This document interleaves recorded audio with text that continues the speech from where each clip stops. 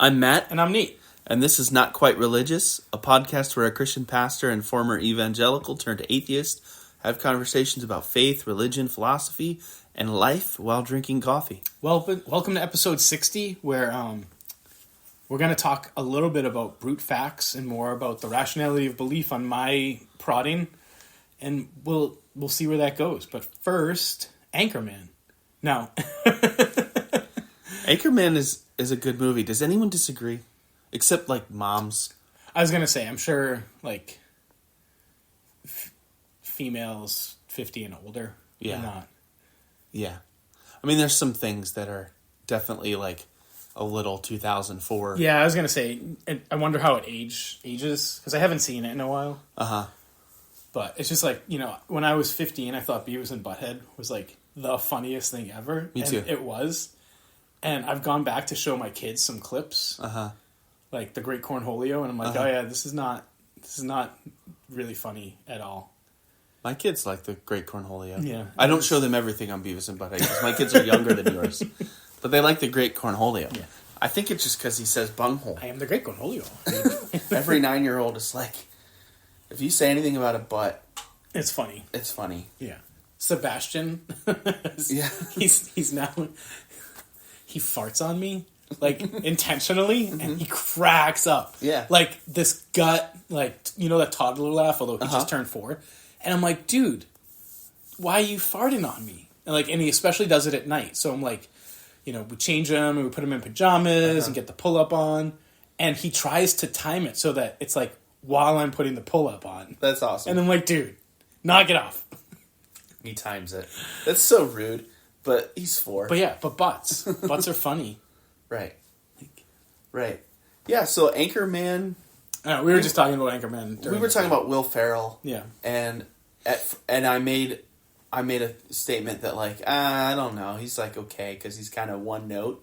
But then we started going through, like, movies that we like with him in it. Yeah. And I actually couldn't, like, think of a movie that he was in that I didn't, on some level, like. Yeah. Like... Talladega Nights has its part. I didn't watch the figure skating one.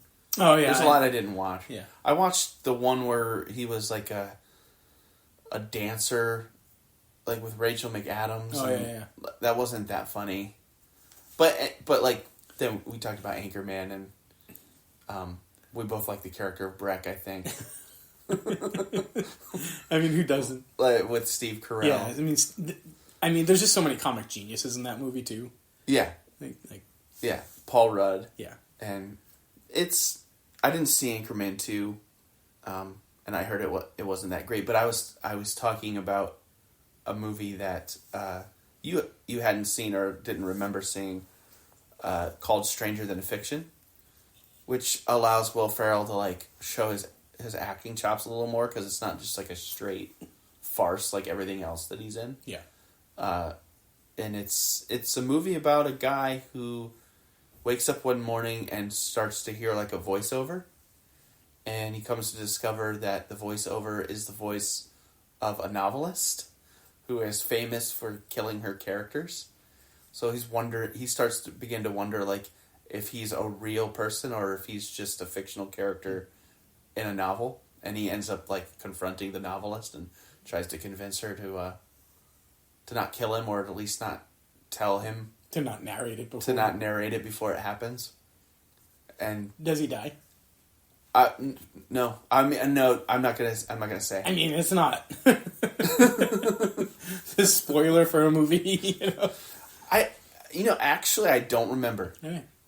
He does get hit by a bus, but I can't remember if he ends up surviving it or not. Dude, if I got hit by a bus, depending on how fast it was going, I'm pretty sure I would want to just die. Yeah. Like imagine getting hit by a bus going 50 miles an hour, and then you survive. But if... you've got to have so many broken things, and just, constant pain for the rest of your life. But if a kiss from Maggie Gyllenhaal could totally revive you, would it be worth... Is she she's the one in The Dark Knight, too? Is that? Yeah, she's in The Dark Knight. Yeah, I don't know. Give me Natalie Portman. We have a deal. I'd rather die than be resurrected by Megan Gyllenhaal. But if it was Natalie Portman, give me a resurrection. Talking about the rationality of belief, right? Yeah. Why is one? So I'm drinking seltzer. Matt's still drinking the Papua New Guinea, Ohio blend. Mm-hmm. The name of the coffee company was Sure House. SURE House. That's a terrible name for a coffee. Sure House. Yeah, I don't think it's great. Yeah. Now that I think of it, it's not easy to say. It doesn't roll off the tongue. Yeah. Is that why you think it's bad? I don't know. That's why I think it's bad. It just doesn't roll off the tongue. Yeah, it Sure doesn't. House. It doesn't tell me what it is either. Yeah. Right. Not that it has to be like Ohio coffee brewers or whatever, but yeah, I'm sort of bummed that Mocha Joe's is named Mocha Joe's, but it's not because I think that's a bad name. Because you think it should be like hot chocolate. I actually think it's a great name, Mocha Joe's. A great name for a coffee shop. So great that Curb Your Enthusiasm took it without even knowing that Mocha Joe's existed. Do you know about the plot of that plot point in the storyline in Curb Your Enthusiasm? I never watched Curb Your Enthusiasm. There's this, and I think probably a lot of our listeners are familiar, but there's this whole like storyline where Larry, the main character, he likes to go to this coffee shop called Mocha Joe's, which is the name of the coffee shop in Brattleboro, and he there's conflicts. I don't remember what the specifics are, but they end up hating him and he hates them, and that's just how that show goes. So in order to get back at them, he starts a coffee shop right next to theirs called Latte Larry's. But the only reason I like the name is that when people from out of town come and they watch Curb Your Enthusiasm, they're like, oh my gosh, it's Mocha Joe's, and like that whole tourist thing, and you're like, this is actually a really good name. We didn't steal it. Right. We were here before they were. Yeah. This coffee shop was established in 1991, but, it's just, I actually think that's a great name for a coffee shop, and now it's, and I wonder if Larry didn't actually steal it, because I know that he's friends with one Whoopi Goldberg, who used to have a house in Brattleboro. Huh. It's kind of amazing how many famous people live in Western New England. I know. If I was famous, I would live in Western New England. Yeah. Like East Hampton has like a ton of people. I think we talked about back in the day. So when I was at UMass 20 years ago, there was a concert hall called the Yellow Couch. Mm-hmm. And it had a yellow couch. And it was famous for its open mics and stuff. Mm-hmm. Eddie Vedder used to fly into Hartford. Mm-hmm. This is it. He talked about this in Rolling Stones. And he would go to the Yellow Couch to try out new material. And he would disguise himself with like wigs and hats. And, but Eddie Vedder, like by himself, was just hanging out in a little dive bar with a yellow couch in Northampton. Speaking of famous people and crazy places, Dave Chappelle lives permanently in a place called Yellow Springs, Ohio, which I've been to. It's the middle of nowhere, but it is like an enclave of hippie culture in the middle of southern Ohio. It's Brattleboro in southern Ohio. My sister-in-law got married in Yellow Springs, and I was hoping to run into Dave Chappelle. But he was not at the wedding? He was not at the wedding, nor did I see him in town. But right. I tried to convince my wife to just, because the town's small enough, you could actually do this, to park and then just go in every shop until I found Dave Chappelle. In 5th grade,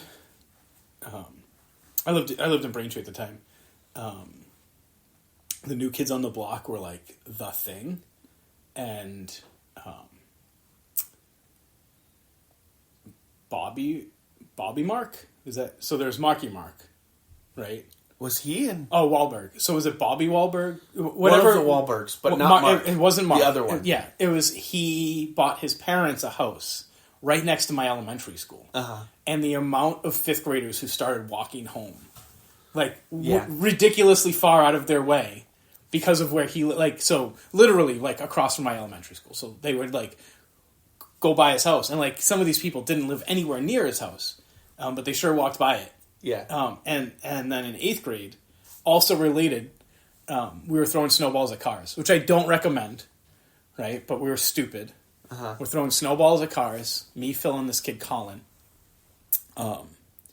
And we hit a car and the window breaks. Didn't, like, explode, but, like, there's some cracks. So we run. And Colin, instead of running into the woods with me and Phil, ran literally around a bush. But it was like it was like comical, right? And it ends up, it was Marky Mark, and he got out of this car, which is like a Bronco. It was blue. Donnie Wahlberg. Yeah, Donnie Wahlberg. And Marky Mark beat up my friend. And we went and I bought Marky Mark and the Funky Bunch on cassette to commemorate that day. That's great. Yeah. That's a great story. Again, Yeah. do not throw snowballs at cars. Yeah, don't do that. Or eggs.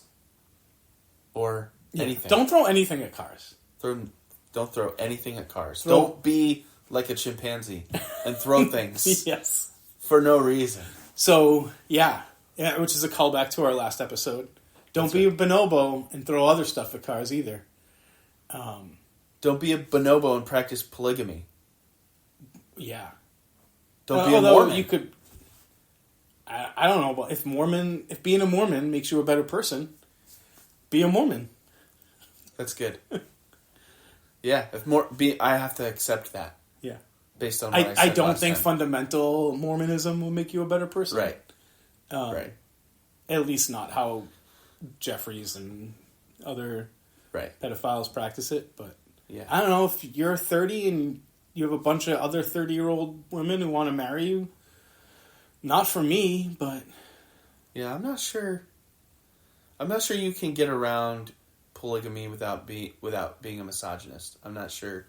That's just off the top of my head. I'd have to think it through, but I used to think, like, polygamy sounds good on paper if you're a dude, I think, right? Because you're like, oh, I get to, like, legally have sex with all these people and still, like, have the comforts of marriage. Until you really start thinking about it. And, like, do you ever watch the reality show on, like, the Learning Channel about the fundamentalist, like, polygamy? No. Maybe it was HBO. There's, like, a reality show, and no one was happy. Even the guy. Of course not. He's like, oh, these two are fighting, and this, and like... I'm like, so why are you doing it? And I mean, obviously they're doing it because God said to do it, but... Yeah. No one, like, it doesn't... I think it only works out if you're, like, Attila the Hun, not Attila the Hun, who's the Genghis Khan, right? Or, you know, like someone ridiculously powerful where you're like, don't complain or you're dead. Yeah, so it's like misogyny, but like times 10. Yeah. Right. I think that's the only time it works out. And you're the only one who's happy in that Exactly. Like, is that actually working? It certainly isn't working for modern women. Yeah. Nor should it. You know? Yeah. And otherwise, it doesn't work. If you're like, all right, so we're all going to be one man, 6 women, and I'm going to treat everybody equally, and it's all going to be loving. And here's the question, though. In Mormonism, are those 6 women allowed to have multiple partners? No. Because this isn't polyamory. This is polygamy. Right. It doesn't work. Yeah. Yeah, it's a whole fascinating archaeology. Like, there are polyamorous, cultures. Yeah. And it, like, where they are and how it happens it's absolutely fascinating. Anyway. Rationality of belief. So one of the things we sort of skirted around last episode was this idea. Well, we hit that ultimately beliefs, whether it's faith-based or agnostic or atheistic, at their root are irrational, in that you can't logically prove them. And one of the things that we didn't hit was this idea of brute facts. Right, which is ultimately why they can't be rational. So every system of thought has to start with brute facts. And do you know what I mean by brute facts? No, and I don't. I'm not. Yeah. So by definition, they're fundamental facts that we're going to start with to build a worldview around. So there's not a difference between a brute fact and, say, a presupposition, or, I mean, this sounds like foundationalist philosophy. Yeah. So they're probably the same. Okay. So, like... Because I think of a brute fact like, I have 2 arms. Yeah, but we can show that. That would be an example. Sort of, like... I'm trying to think. So, like, usually this comes up in my podcasts that deal with theism, but, like, a brute fact is God exists. Or a brute fact is God does not exist. Oh. Right. And now, based on the fact that God does not exist, we're going to start proving some stuff. Or based on the fact that God does exist, and neither one of those can be proved. Or, morality is objective. Like, we're just going to start there. So it's like it's the place you can't go any deeper. Right. It's the last turtle that every other turtle stands on. And none of those... So I talked about sort of the crisis in mathematics the last episode a little bit. And I said there's like 122-page proof that 1 + 1 = 2. And it started off where... I can't remember his name, but he's like the super famous atheist who wrote Why I'm Not a Christian. Bertrand Russell? Yeah, Russell. Thanks. He was also like a lot of people think of him as a philosopher, but first and foremost, he thought of himself as a mathematician. And he's like going through calculus and... Some people say he invented logic. Or modern logic. Modern logic. I mean, absolute genius. But he realizes with his teacher, he's still a student in college, that there's... Mathematics can't be proven. Like its foundation was really shaky. Mm-hmm. So they try to say, like, okay, can we get past everything and, like, really found mathematics on, like, a bedrock of something? And where they start ends up becoming set theory, which is, like, there's an empty set. There's nothing. Mm-hmm. And then let's count the nothing. Well, now we have 1. And that's a ridiculous oversimplification. Like, you have the null set, which is just 2 brackets and there's nothing in it. And then... You index the null set and you get 1, and then you can keep going and you get the integers, and then from there, if you take I forget the math class, but I took it in college. Eventually, you can get to like proving that imaginary numbers exist, and from there you can start proving all mathematics. But it was like a 120-page proof to try to set mathematics into this foundation without having brute facts, and it turns out he didn't do it. You just have to have brute facts that there's a null set. Mm-hmm. You can't prove that there's nothing. Like, you can't prove that there's a set that contains nothing. You just have to assume it, and from there you can build all of mathematics. And you have to assume that the index of the null set is 1. In other words, there's a modal logic, but there's not inherent logic. Yeah, it is. Yeah. Right. And I think everybody starts off with a it just is, or every worldview starts off with a it just is, and none of that is rational, and none of it can be proven. Yeah, just like the Earth is floating in space. Yeah. That as an analogy. I'm not saying as an empirical reality. What is the foundation of the Earth? What's the foundation of the universe? What's it resting on? What's it resting on? I see what you're saying. Yeah. Yeah, well, I mean, it's the multiverse, so it's resting on something other than the... Right, and that's where it sort of gets mind-bended, too. If you believe in the multiverse... I'm just putting what you're saying in my own terms, so that I can, like, process. Like, it may not be technically... Nothing I'm saying may be technically true, but I'm just trying to, like... It's like... It is the thing with the turtles. Yeah. At some point, in order to progress, you have to decide this is the last turtle. Right. It doesn't mean it's the last turtle. Right. The turtles are infinite. Right. And this is sort of one of the atheist critiques of monotheism, at least. Right. Is like... And it sounds trite and it sounds tongue-in-cheek, and I think most of them say it this way, but it actually really is a great philosophical question to a monotheist, who created God, right? Because like, well, God created the universe. Where, like, my brute fact is the universe began through some, you know, not quite understandable naturalistic cause. Right. Right. And the monotheist says, no, God created it. And that sort of pushes the turtle back one. And then the naturalist will say, who created God? And the monotheist will say, he always was. Like, that's a brute fact. Right. Right. Right? And so you're rebutting the atheist who says, who created God, with a brute fact that nothing did. Right. And mine is saying, well, I have one less turtle. Right. Right? Therefore, it's more rational. Like, the universe created itself, essentially. There's some, like, it came into being, and it didn't need a being to come into being. This goes back to how we ended the last episode with like, transcendence. And I guess I don't look at believing in the transcendence as adding a turtle. I just look at it as acknowledging that the turtles are infinite. Which means that when it comes to like mathematics, I'm willing to start at the turtle you start at. So why not with the universe, though?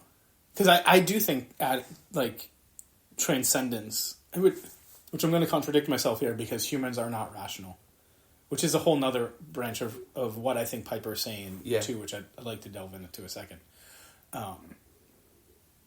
I totally derailed myself there. I did that a couple times last episode. Yeah. It's so annoying. I don't think you need to add the transcendent. I don't think it helps explain anything. Although I have said in past episodes, this is where I was going, how I contradict myself, and I'm not necessarily rational. I have said in the past, like, oh, I see why people also, like, I'm like, oh yeah, like, art's art and it's beautiful and that's sort of transcendent and religious. So, right. I don't know. I mean, that would be my answer.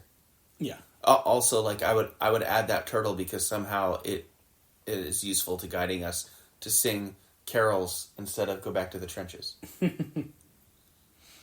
I forgot to set up the camera to record us again. Okay, next time. I forgot too man, because it's on both of us this time. Yeah, because I knew about it. Yeah. I'm trying to monetize our podcast on YouTube. Yeah, it's not going to happen, but yeah, I've had a few people ask, like, can you show video? Because I like don't do podcasts, but I watch YouTube. I'm like, yeah, if you want to see our bright, shiny faces. Yeah. That means that I'm actually going to have to brush my teeth. I mean, you're handsome, man. Don't. You're good enough just the way you are. I mean, isn't that it's Dr. Seuss, right? No, you do you better than anyone else. Yeah. It's a whole lifetime of believing it. You pay your therapist, thousands of dollars to get to that place. Yeah. Hopefully they can help you get there. Or you get religion. Right? No. But next time I go see my therapist, I'm going to be like, so you're not a brute fact. Right, well, he can be, or they, I shouldn't assume you see a male therapist, but they can be proven to exist. Right. So yeah. I don't know how I want to get there, but I think there's, like, the realm where, like, humans just aren't rational. And that doesn't even mean our beliefs. Like, I just said I don't believe in the transcendent, and also in the past have said the transcendent makes things beautiful. Right, so that's not rational. Also, economists have shown, like the whole science of economics was based on the fact that humans are rational, and they'll always do what's best for themselves. Right? And it turns out, like, that nothing could be further from the truth. like to the point where economists are like, well, our whole, like, science is false. Because humans consistently do things that aren't good for them. But they don't even do things because they think it's best for them and are mistaken. Yeah. Sometimes they do things, they just do things. People self-harm. Right? Not because they think that self-harm Not because they're delusional. Right. And they think it's not harmful, but it is. Yeah. I think you're right. Yeah. So I was listening to a podcast called Hidden Brain just yesterday. This just kind of clicked. And one of the things they were talking about was politics and politics of fear and how you get people to vote for you. And it turns out even if people are better off, they believe that they're not. And what's more fascinating is Republicans tend to think Democrats hate them more than Democrats do, and Democrats tend to think Republicans hate them more than Republicans do. In fact, like when you interview an actual Republican, and I say that like they don't exist, but when you interview a person who identifies as a Republican, you're like, how do you feel about Democrats?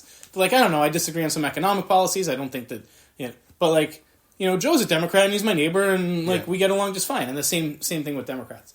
And what the whole premise of the thing is, I don't know where I'm going with this, but we tend to think of ourselves, and this goes back to monotheism, as like the pinnacle species of Earth, and like today, we are the apex predator, right? We kill wolves, we kill tigers, we kill great white sharks, like we're the apex predator. 150 years ago, and for all of humanity before that, we weren't. Right? There were no guns that could kill a grizzly bear 150 years ago. If that thing was coming at you and you had your musket, you were dead. And so we evolved, especially in the plains of Africa 2 million years ago, we were hunted.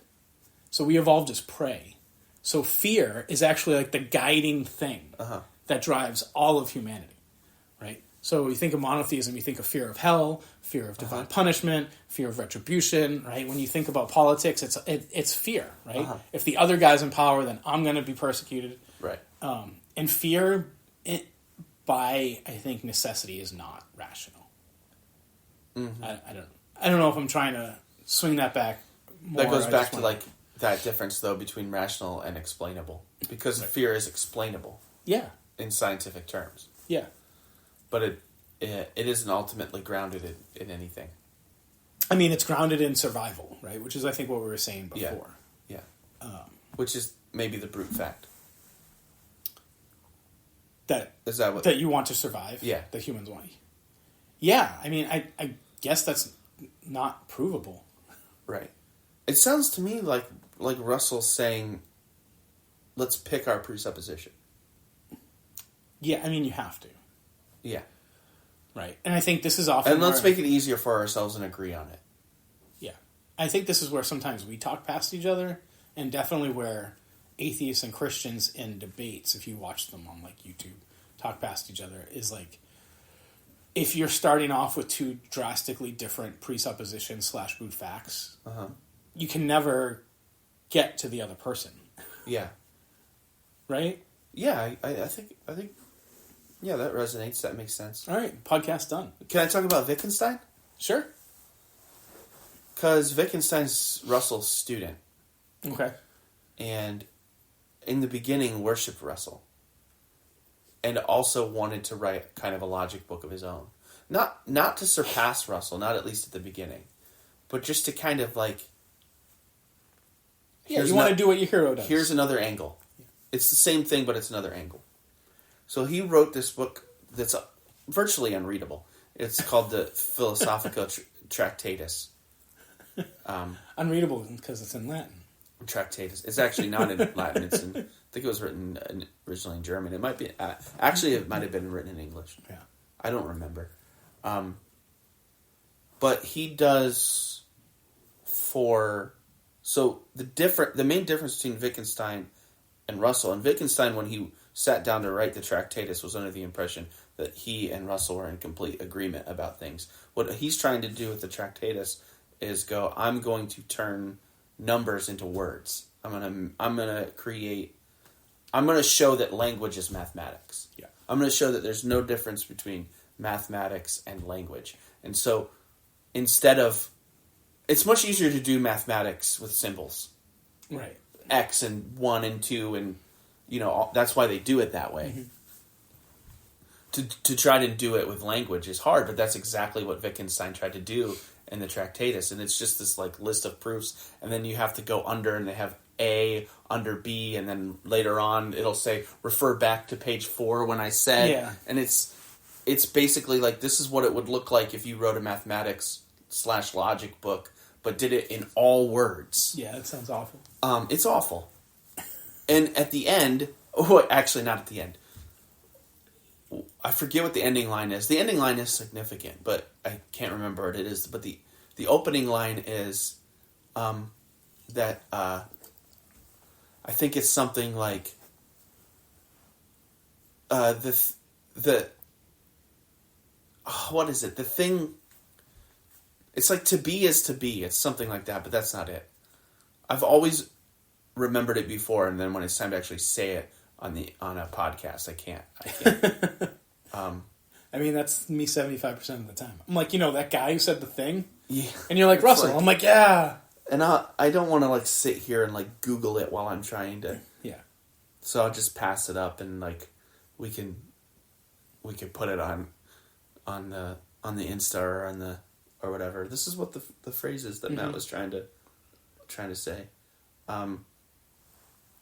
But then Wittgenstein wrote this book, and basically he put it down and was like, between Russell and I, we've done it. We've done it. There's nothing left to. There's nothing else to do, and actually he said there's no point to philosophy. Which is, he's not the first philosopher to say I've finished philosophy. Yeah. But he was actually like, no one should do philosophy. It's language is math, math is language. That's what there is. And our language, actually, he said that our language we should have a mathematical language. And that the problem, he says, all philosophical debate is a misunderstanding of language. So if we could have a uniform language the way that mathematics has a uniform symbolism, then there would be no more philosophical problems. Isn't that Esperanto? Yeah. Which, funny enough, was invented with the same belief that if everyone spoke the same language, there'd be no more war because we'd be able to understand. Tower of Babel. Yeah. And it was invented by a Jewish rabbi who changed the name to Esperanto because you realize that, like, being a Jewish rabbi probably wasn't a selling point of his language. Right. Because of anti-Semitism throughout the ages. So. That's right. So then, 20 years later, Wittgenstein writes a book called Philosophical Investigations and completely changes his mind and says the Tractatus was a load of crap. And that language itself is the problem. It's not that we don't have the right kind of language. It's that the fact that we speak can't help but muddle our understanding of things. And also we can't not speak. Yeah, I'd agree with the second premise, but the first is... So in other words, I'm trying to think of like an example that he gives of like, there are some things that always resist definition. There are words by their nature that resist definition. And so words can't, some words can, but in general, language can't describe reality. It's useful it's only useful in contexts, and the contexts change. I can actually partially get behind that. And I think mostly because of my physics training. And I had conversations with this with Christians when I was a pastor, which also will go back to suppositions. Like, all particles, in fact, all matter, including you and me and the world, is both a particle and a wave at the same time. Mm-hmm. Right? And this is most famously proved in the double slit experiment with electrons, and sometimes they behave as waves, and sometimes they behave as particles, and so it's called wave-particle duality. And the reality is there's something other. Like, they're not a particle, they're not a wave, they're both, and, like, we should probably have come up with a different word. But when I was talking with, some of these people in church basements, and they were like, that's not true. They're not a particle and a wave. They're particles. Mm-hmm. And I was like, no, like, and other people were like, no, they're just waves. And I'm like, no, right? Like, yeah. I'm like, you're wrong. And they're like, no, like, God's created matter. Like, God said, like, he didn't create matter waves. And I'm like, what? Yeah. I hear you. Right? So I wonder if Wittgenstein was actually influenced by quantum mechanics, and even math at that point, not being able to, like, describe sort of what reality is. Right. I remembered what the phrase is now. All right. The world is that which is the case. That's how the Tractatus starts. I mean, what a stupid tautology. Well, he knows it's a tautology. Yeah. And then he goes on to prove it. Well, the world is that which is the case. Like I said, like, this is going back to Wittgenstein's first book, when Russell was still his hero. Yeah. He's trying to say what Russell said in language. Yeah. He's trying to see if he can put it in language, and therefore you can universalize all language that way, the way that you can universalize math. So saying the world is that which is the case, it is a tautology, but it's basically the lingual equivalent of 1 + 1 is 2. Yeah, see, I'd have to read the book, or try to, because I don't think it is. Wittgenstein thought it was. Yeah, I guess it's the language equivalent of, like, the null set exists. Yeah. Because it is a brute fact. Right. It's a brute fact. Right. Like, that's right. Right. That's what I'm saying. Like, if you start off with the world is that which it is not, which is not the case. Right? Like right. And I know Descartes doesn't start here, but he essentially starts as I think, therefore I am. Right. Which is to say what you see may not be what's real. Yeah. But yeah, you have to start off with the world is what the world is as a brute fact, or you can't get anywhere. Right. But I think that what you're recognizing is why Wittgenstein changed his mind, because he was like, the world isn't as it seems. The world is precisely. Yeah. There's no. He still didn't think philosophy was all that useful, as long as the assumption of philosophy was there's an answer. Yeah. I think, part of our podcast has been, like, and I know, like, some of the fundamentalists on both our sides would disagree and say there's an answer, but I think we both come down to, like, there's no answer. I would just say... All right. I always try to say, is it as relevant as you think it is? Mm. Is the answer as relevant as you think it is? Or is all that matters whether or not you're going to eat carbs or not? Yeah, I guess what I mean, not is there an answer, I guess, like, what I mean is philosophy doesn't have an answer. Like, we can talk metaphysics all day long. It's true. Like, and the reason why postmodern philosophy asserts that philosophy doesn't have an answer is because to say that philosophy doesn't have an answer is the end of philosophy. And it doesn't want it to end. Which is also a brute fact. Philosophy doesn't have an answer. Which is why postmodernism is it's circular and self-defeating. Yeah. Which is why it expresses itself mostly in movies. Because, then it... And punk music. And, right, because you don't have to tie anything up. Yeah. It can just be pure expression in some ways. You could say anybody can interpret this however they want. That's the whole point. But if I say that's the whole point, then I'm defeating my thing, which is that there isn't a whole point. Right. But Wittgenstein talked about these things, and I think this is brilliant, and I'm on board. Called language games, and that's what I mean about, like, context. She's like, people can communicate as long as they understand the rules of the game that they're currently playing. Where confusion happens is when people are playing two different games and don't know it. Mm-hmm.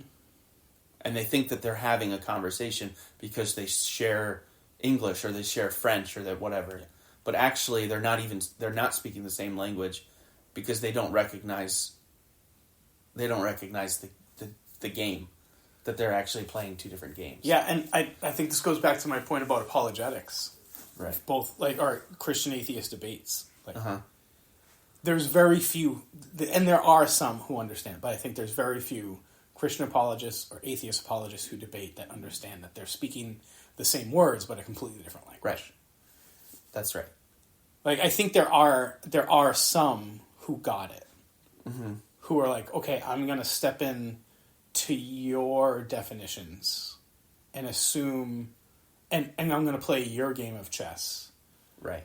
On both sides of the aisle, but I think very few do. Which is why, like, when you watch debates, I don't know if you watch a lot of debates or our listeners watch a lot of debates, but they never, like, answer the other person's questions. Right. Right? They present their 10 points, and the person presents their 10 points, and then there's some time to counter each other's points, but they never actually get to the other's point. They like, either reiterate or, you know, talk about how someone else's point is moot because of this thing, but it never rebuts. Yeah. They just keep playing. Both of them are playing their own game.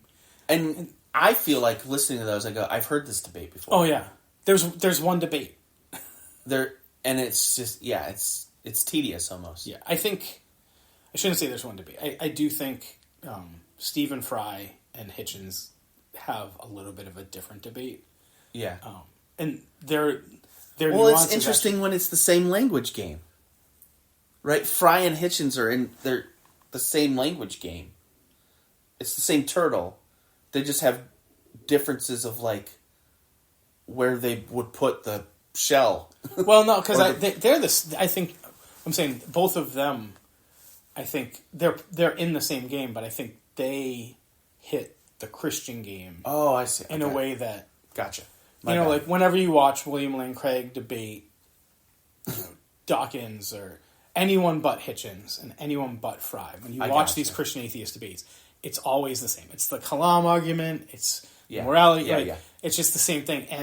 And I think Fry and Hitchens, they have a few arguments that just hit so differently. It puts people on. It takes people aback because they step into the other person's game and they say, here is a thing that your game absolutely can't explain. That's right. That's what makes it interesting. Yeah. Is that when you're able to speak the other person's language and your audience can tell, oh, now you're in that context now. You're in that game now. Yeah. And you're showing why this game maybe isn't like, this game has flaws. Right. They step into the game like it's broke. Right. That's right. It's like any game. It's like find a flaw in chess. It's a lot harder to find than say, let's find a flaw in, like, sorry. Right. Well, and if you're playing checkers where you can only move forward until you get kinged, right, it's a very different game than it's like if you went into chess saying, "Oh, I can only move forward," you're dead. Right. Right. That's because you're playing checkers. And if someone exactly. who plays chess goes to checkers, I'm like, what do you mean I can't go left? Right? Like, you're also dead in the water because you don't understand the rules. What are the red spots for? But I don't know. But yeah, that's exactly it. And what makes, I get what you're saying about what makes Fry or Hitchens so interesting.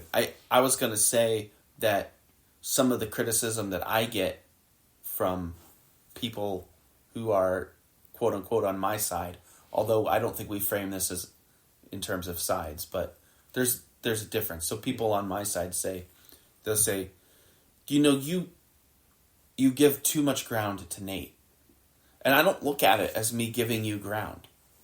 I look at it as me saying, this is the language game that we're playing right now. Yeah. So this is the mode that I'm going to speak in. Yeah. I don't look at it as like, I mean, I don't think this is one game that one of us is trying to win.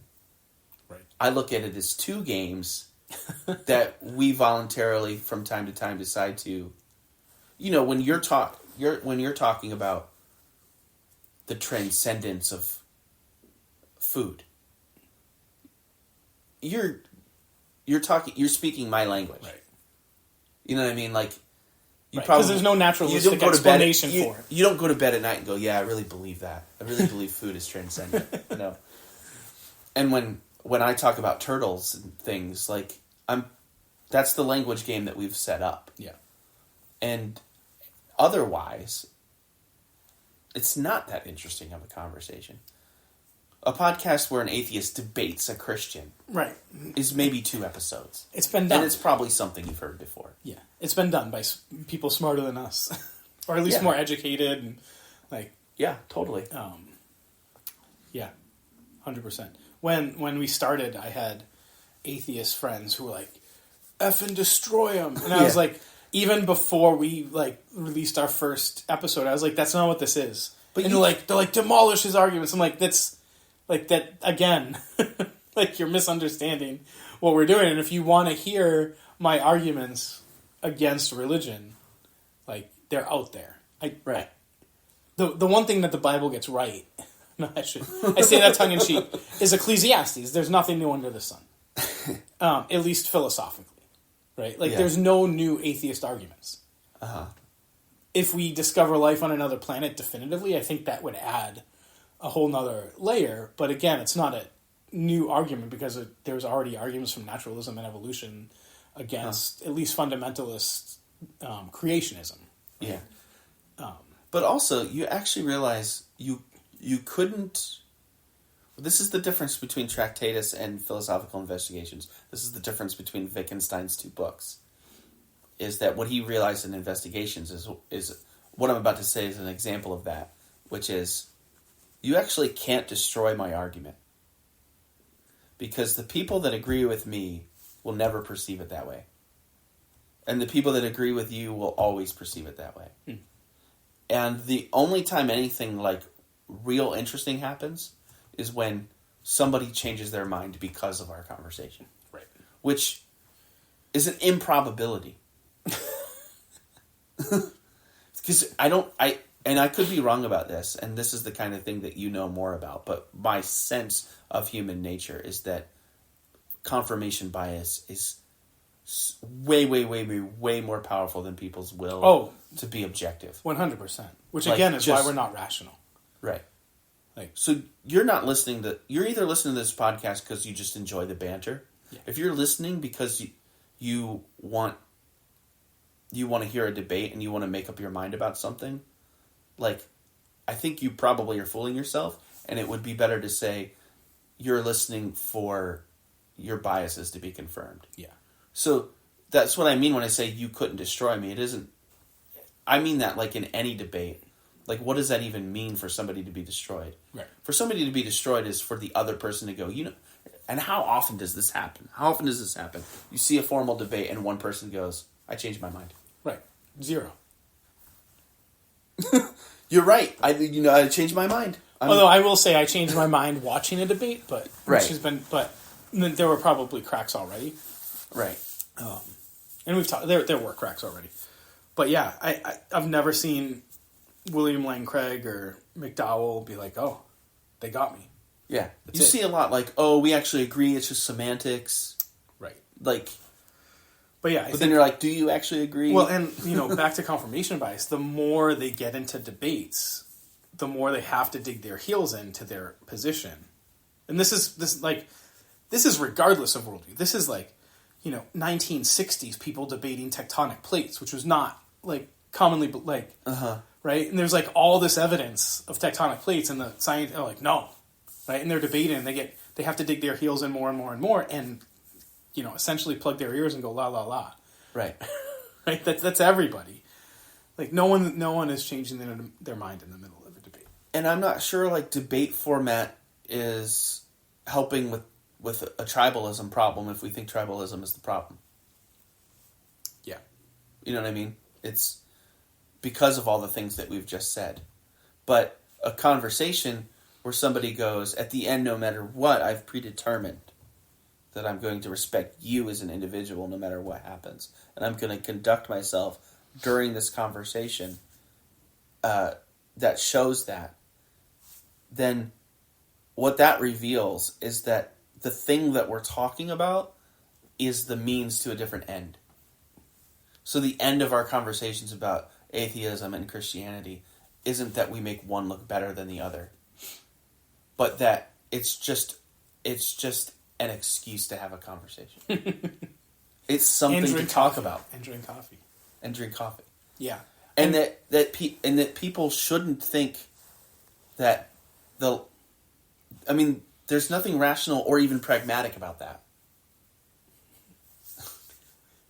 But it might be helpful it might actually do a net good to actually have a podcast where people are listening and going, oh, maybe just like conversation can be fun. Yeah. Like as an alternative to say scrolling all night long. Right. Or, watching a depressing movie. Or getting locked into your MSNBC or Fox News. Right. And again, just having your biases right. confirmed over and over and over and over. Just sort of tangent, when I was a preacher, I went down to Amherst, Virginia, which is hilarious. And when I spoke at a church, I said I'm from Amherst. The church wasn't in Amherst, Virginia. It was like, and I was like, oh no, Massachusetts. I didn't realize there were lots of Amherst. There's like 6. Right. Anyway, I was staying with this couple who had Fox News on all the time, and this is like pre-Obama, maybe Obama. And they're talking to me, they're like, why do all those liberals in Massachusetts want to destroy our country? Uh-huh. Right? And I was like, they don't. And they're like, what? And I'm like, they legit believe, like, that their liberal views will make the country better. And they were like, wait, what? Let's talk about that. Yeah. And I was like, oh, you never sat down with a Democrat and just had a conversation. And I was able to bridge that. I didn't talk to them about my political affiliation because, especially at the time, I knew it would turn them up. But just being able to be like, no, like people in Massachusetts don't want to destroy the country. Just like I don't think conservatives in Texas want to destroy the country. I think there are individuals within both of those movements that are, wielding power in ways that make me uncomfortable. But the average Republican doesn't want to destroy the country. They think that their policies will bring it into a better place. And the average Democrat doesn't want to destroy the country. They really believe that their policies will put it in a different place. And if those people could just talk to each other, even if they disagree, they'd realize that they're both trying to achieve the same ends, just with different brute facts and means. Huh. Yeah, I hope that's true. Here's my experience as somebody who grew up in a red state, in a red area, and went to a fundamentalist church and went to a fundamentalist college, and then raised a family in a blue state, in a very blue county of a blue state, who themselves has mostly liberal leanings. Some in reaction to his fundamentalist upbringing, some just preternatural, I think, in some ways. They show people that are maybe higher in empathy are more likely to be left. Those kinds of things. And so, that being my experience, if the question is like, what do I think liberals want that makes them liberal? I don't know if this is biased or not, but my experience is that they want peace and harmony and just for the world to be a better place. And I would say, if I were to criticize it, they might be, sometimes I think liberals are really naive. They're especially naive about the ability of like political process to achieve that. But as in terms of like what they want, I think their heart's in the right place. Yeah. My experience with conservatives, what do they want? Is genuinely for it to be the way that it is. Well, I mean, that's by definition. Right, like nothing to change. And so what they're not doing is they're not thinking about how things are for other people. Liberals that's what they're thinking about. They're not thinking about like, oh, I like how this is. They're actually thinking about like, well, it might be good for me, but it sucks for others. Or they might be liberal because it sucks for them. Yeah. And they want it to change. That could be too. But like with conservatives, it just seems like it's all either somebody has told me I have to believe this, and if I don't, I'm screwed. Or why do we have to change? Why change a good thing? Yeah, like, I see your point, but I think in my experience, the conservatives just want to be left alone. Right. And like what's best for everybody is if just nobody interferes. Right. And then there is the argument, like from the Federalists, like what about people on the other side of the tracks? Mm-hmm. What I think liberals miss, and again we're into politics, and we can get off this rabbit trail in a second, is look, the Green New Deal is great for upper class white Americans. It's really bad for Appalachia. Mm-hmm. Right? And what they don't see is, like, maybe in 100 years, it's better for Appalachia to not have global warming. But right now, coal miners totally going out of, getting, losing their jobs means their family's going to starve. Uh-huh. And that's where I think, so, like, I agree to an extent that liberals think about others, but I think they think about others in the abstract and not Joe down the road who's going to lose his job because he's a coal miner. I think that's a totally fair and needed to be said kind of criticism. And so I would still say, like, yeah, their heart's in the right place. Yes. It isn't like, yeah, their heart's in the right place, but that maybe is the way that you just said it is better than what I said about being naive. It's not quite naivete. It's a little bit of, like, there's a little bit of hubris there. Well, and I think both sides have to close their eyes at some point. When you said like, oh, they don't think of the coal mine, they think of the coal miner in the abstract. Yeah, that's true. And what can be really infuriating as somebody who is actually working class and is actually grew up poor is to be in the presence of people who assume that because you're liberal, they can go ahead and talk about poor people in the abstract. Right. As if they don't really exist.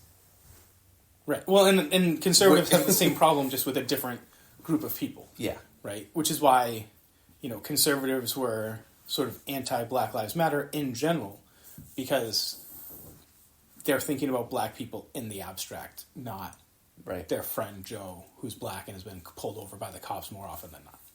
Right. Right? They're just like, no, like, there's no slavery, like, civil rights have happened. Right. I work with black people. They're not separate fountains. I don't know what the issue is anymore. They're also thinking, well, of course, that's redundant. Right. Yes. Black lives matter because all lives matter, and what really matters is that all lives matter. Right. And if we say that Black lives matter, you're saying they matter more than we're signaling it. We're signaling it out. Why are we signaling it out? Yeah. Because they don't see the oppression. What? Yeah. Conversations, man. Conversations. Black lives do matter, though. Yeah. So do coal miners. Yeah. Duh. So final question. We should go back to all of this. Do we live in a simulation? Because is there a turtle beneath the simulation? So, I mean, and that gets into a whole other realm. But, probabilistically, the math says that we most likely live in a simulation, which is mind-bending to think about in some ways, but also isn't that much different than theism in other ways, which that could be a whole other... No. The world as the Abrahamic religions have described it is by definition a simulation. Yes. So if you're a theist, you believe that we live in a simulation. This isn't self-originating. If you're a theist. Right. Just... And there would I would go so far as to say there is no difference between Billy on a computer way more powerful than we can ever think, who programmed the rules, and potentially even is creating every character like an RPG, right? To have certain abilities and characteristics and designing the world, than, Adonai. Yeah. Like, what's the difference? Can we get into that sometime? Yeah. Like, can we talk about gods and demigods and demiurges and Elohim and Yahweh and whether they're different? Yeah. And angels and gods and all that kind of thing? Yeah. Are you a Percy Jackson fan? I don't... No, but not because I've read and don't like him, but because I haven't read or first watched. off, I'm not familiar. But the it's a name that's familiar, but beyond that, I don't. The TV show just came out. So they did some film adaptations, and they were awful. Like, they didn't even follow the book, right? They just sort of stole the name. But it sort of talks about demigods. No, Percy Jackson's a character, right? Percy Jackson is a demigod. So, Okay. like Hercules, his father is a god, and Apollo, which Roman would be Neptune, god of the sea, is one of the big three. And the big three, Zeus, Apollo, and Hades, have very few demigods. Like, the other gods have all, like, they're just like, Yeah. they're bonobos. They're like, wee! Right? And so there's all these half-human, half-gods running around from, especially Demeter, but he ends up being, like, this giant hero, and just, you said demigod, and, like, Yeah. the mythology of that is so close to some of the mythology of angels and Right. Nephilim Right. and this, that it's hard to miss. Anyway, Percy Jackson, I haven't watched the final episode. It came out yesterday. I'm super looking forward to watching it tonight. It's so good. I preached a sermon a month ago, in which I suggested, didn't claim. There's a difference. I suggested that what the Canaanite pagans called gods, the Hebrews called angels. Yeah, I would. Sounds reasonable. And in other words, so when they say that our God is the God of gods, what they're saying is your gods are subservient. They're not self-willed beings. Well, if you think about what angels are, they're more powerful than humans. Yeah. But they're subservient to God. Yeah. And my congregation was kind of like, what? They're like, Matt's gone off the deep end. Not that they went off He's the been deep hanging end. out with Nate too much. No. Not that they went off the deep end, but it's just like, that's such like a totally different paradigm. They couldn't even like call it heresy because it was like they're like, but it makes sense, doesn't it? Right? Like, if you believe in things that are more powerful than you, but not as powerful as your God, then Right. you know, they have to be something. And genies or angels Right. or demons, like... So the Hebrews were like, don't worship them. Right. Like, they're not, they have to answer to God. Yeah. Yeah, they can mess up your crops, but if God tells them not to, then they can't. Right. I mean, that's Job, right? Right. Satan's like, can I do this? Right. And God says clear boundaries. Right. Right? You can do this, but not this. This and not this. Right. Right? Yeah. And then in the New Testament, like, the writer of Hebrews is like, to which of the angels did God ever say, sit on my throne? As if to say, like, Jesus isn't an angel. Right. He's not a theophany. He isn't God in human form, like the ones that appeared to Abraham that he was hospitable for, and then after they left, he realized, oh, those were angels in human form. Yeah. It's like there were people in the first century that were like, that's what Jesus was. Right. And the writer of Hebrews, who I think is Paul, was like, no, that's not who Jesus was. Which is a whole other thing, but I'm lately I've just been really fascinated by angelology because I think it kind of like bridges a lot of gaps. It's like, oh yeah, so like people still believe in that kind of like. In other words, I think this goes back to what we were talking about before, where you were talking about like the Catholics have it more right. I was going to say, like, some more right than Protestants. It's like the late Protestant God that we worship is closer to like a demiurge, like an angel, because he's got definitions. Yeah. You know what I mean? Like it's like then you project the eternality thing on him, but like all of those things are limiting, whereas Yahweh, you can't even put the vowels under his name. Yeah. Do you think iconography and saints are just like... Anyway, that's a whole... It's a way to try to undermine paganism. But it's like... They're almost like half angels too, right? Right. That's right. All right. We're not going to worship angels, but we're part of a human history and human evolution that's always there. It's like a soft in between. Yeah. It's like you can't just face the glory. It's just like turn and like there's the glory. Right. So you pray to the patron saint of something who's going to face the mediator. Glory. And psychologically, and especially according to like Jungian psychology, it makes all the sense in the world that you don't actually want to face the thing itself right away. Nobody's ready for that. Angels and saints are that's what they are psychologically. They're the thing before the thing. Yeah. And the ancient pagans were like, well, at least if we have the thing, we can kind of create mythologies around it so that we can sort of control it. It's like, we'll put these rituals next to it, and if we do them and we do them right, then we could be like 70% sure that our crops won't be destroyed. Yeah. And if they are, we didn't do it right, so let's try, you know what I mean? Like, whereas if you're dealing with something like a Yahweh, it's just like, that's blind fate. Yeah. You know, that's like, that's, what is that? And then but the Hebrews were willing to roll with that. And, until they weren't. And that explained why they had to go to Babylon. I'm just... Yeah. Yeah. Yeah. Percy Jackson has a lot of those themes, actually. Yeah. And it's funny because, like, most of the gods, if you behave and do the things, then they behave. So, like, all these, even the demigods, the heroes, are like, what are you doing? Like, this is what we have to do. And because Percy Jackson was never raised in that, he was raised in the mortal world by his mom who really didn't tell him that he was a demigod. He's just like, screw that, I'm doing it this way. It brings lots of... Anyway, but they don't have like a... I mean, maybe they do in some of the later series, but... Is that on Disney Plus right now? It is. Okay.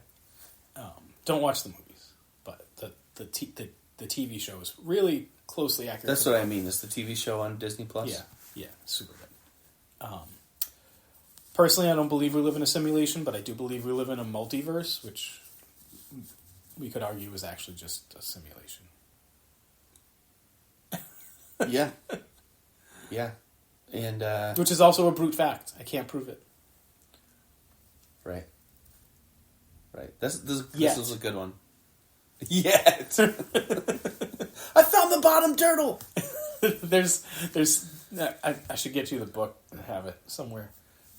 There's some experimental evidence that we might either live in a multiverse or causality is not as forward arrow facing as we may have thought. And it's sort of like, wait, what? Yeah. So and we can table this one as well. So do you think like science, maybe this is why you don't like Tolkien. Maybe this is why you don't like Lord of the Rings. So when the dwarves dug too deep and they unearthed a demon, the Balrog, I think that's Tolkien like maybe like this is what science is trying to do. I was trying to unearth a Balrog. So when I say I don't like Tolkien, I should say I read The Hobbit in like 5th grade. Yeah. Seemed fine. I watched the movies when I became a Christian because they had just come out and everyone was like, oh my gosh. Yeah. And the whole time I was like, why don't they just use the bird things to bring him to Sarzan and dump it in? Like, There's I'm like, an explanation for that. I'm like, why does like I was just like, this whole quest is pointless and stupid. There's better ways. And people are like, no, the quest is the story. I'm like, well, then the story's stupid. And people are like, you really need to read the books. And I'm like, I don't know. I just sat through 12 hours of movie and I thought everything was stupid. I highly doubt I'm going to like the books. Yeah. So that's where I stand. It's disappointing. Yeah. But you should have been when I was in Acts 29 and Reformed, man. Everybody was... I was like a heretic. There's very few... And I'm like, he's Catholic, right?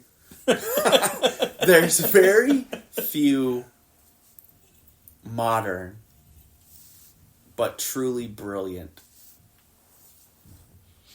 unapologetic Christians.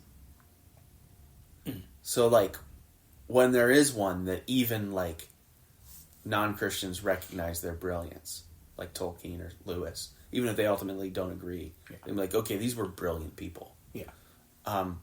Those are the ones that Christians just, like, that's Yeah. where you go. And what I will say about Lord of the Rings as a fan is I love them and I love Tolkien, and also I think it's overrated. I don't think that's irrational. I think you think both those things. Yeah. And people often put, like Tolkien, Lewis, and Chesterton. And I would throw in MacDonald together. George MacDonald, although he's way more obscure, so let's just stick with Chesterton, Tolkien, and Lewis. Of the three, I'm a Protestant who loves Chesterton. Yeah, I even when I was a Christian, I had problems with Chesterton. But yeah, another episode. Mm-hmm. Multiverse? Do I believe there's a multiverse? Yeah. Simulation? I don't know. I mean, I don't know and I don't care. The point I care about is that Christians and theists need to admit that they do believe in a simulation. That's what I... Of sorts. Yeah. Anything else? I don't care, but I'm glad that Taylor Swift is happy. Yeah. She seems happy. Travis Kelce seems happy. Whatever. That's my philosophy with almost every relationship. If both people are happy and it's legal and consensual, go for it. There's too much unhappiness in the world. Yeah. And it's also not rational. Like neither one of them can point and be like, well, because A, therefore B. I woke up this morning and I was like, I'm in a good mood. This cannot stand. Right. Please. I better stub my toe immediately. Please. I need something to be mad. Okay, Taylor Swift. You're the perfect scapegoat for my irrational desire to be angry today. Yeah. I'm very glad I'm not a famous woman. I might be glad that I'm not a woman, but I don't know if that's sexist to say. I can't tell if that's sexist or the opposite. I think it's... Or if it's a feminist thing to say. It's probably a feminist thing to say. I think... Yeah, having lots of women in my life were like, man... And, like, watching them, I'm like... Yeah, like... That's harder for you. Yeah. Yeah. Yeah. All right, Taylor, if you're listening, we're happy for you. Yeah, we're using you like everyone else. Have a great week.